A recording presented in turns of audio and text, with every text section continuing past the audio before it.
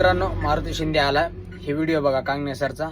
Video बनवायचा मुद्दा एवढाच आहे, कांगणे सर काय बोलले ड्रायव्हर बद्दल ते जरा ऐका. ड्रायव्हर आपले लेकरं सोडून, आपली बायको सोडून कोणाला वाटलं रे बाजूला राहावं? कोणाला वाटल? लेकरं, फॅमिली, घरदार है ना, हे सोडून 4-5 दिवस बाहेर राहणं. पण इथल्या नेत्यानं एवढा देश लुटला की त्यांच्या हाताला काम ठेवलं नाही. आणि काम न ठेवल्यामुळं काल का घरदार सोडून दिवस रात्र बाहेर 15-20 हजार रुपयावर काम करणारा हा ड्रायव्हर. अनावधानानं कोणाला धक्का लागला तर हजाराचा समुदाय त्याच्या अंगावर जाणारा, त्याला मारणारा.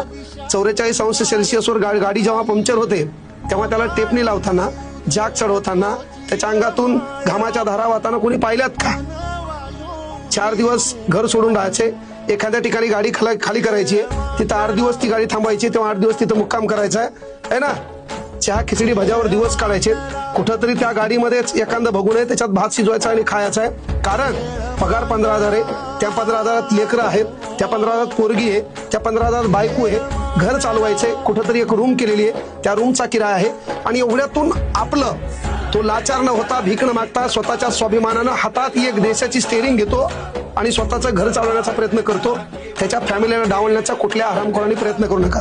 रीलच्या माध्यमातून व्ह्यू वाढवण्यासाठी तुमच्याकडे करोडो विषय आहेत, पण त्या विषयाच्या माध्यमातून एखादा ड्रायव्हर असेल, जवान असेल, यांच्या फॅमिली बद्दल बोलण्याचे कृपया प्रयत्न करू नका.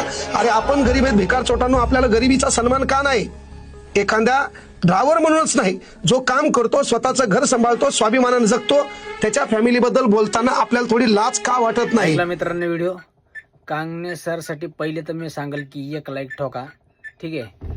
कांगणे सरनं जे ड्रायव्हरच्या भावना व्यक्त केल्यात का, त्या फक्त ड्रायव्हरला माहीत आहेत आणि ते कांगणे सरला कळल्यात.